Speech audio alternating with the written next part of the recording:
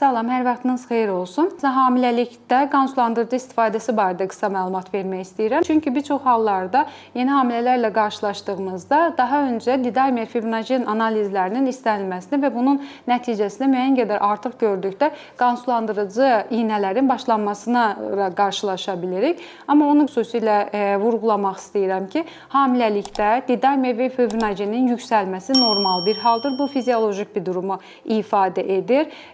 Ümumiyyətlə hamiləlikdə başqa bir səbəb olmadan, tromboz şübhəsi olmadan bunlara baxılmaz, göstərişi yoxdur. Baxılsa belə yüksək çıxılarsa əgər, buna görə də qan sulandırıcı istifadəsinə gərək yoxdur. Biz nə zaman qan sulandırıcı istifadəsinə başlaya bilirik? Hal-hazırki burada hamiləliyində hər hansı bir tromboz şübhəsi varsa, tromboz halı varsa və daha öncə belə bir hal yaşayıbsa, bundan əlavə və ya qazanılmış trombofiliya halları mövcuddursa, yəni laxtalanma problemi vardırsa, 2 və ya daha artıq düşüyü olubsa və ya ölü doğuşu olubsa ki, bunlar da laxtalanma probleminə bağlı hesablanıbsa, səbəbi bu olubsa, bu zaman artıq qan sulandırıcı dərmanlarının istifadəsinə, xüsusi iynələrin istifadəsinə başlaya bilirik. Amma rutin olaraq bütün hamiləliklərdə didamer fibrinogen analizinin baxılmasına və bunların nəticəsinə görə qan sulandırıcı iynə başlanmasına ehtiyac yoxdur.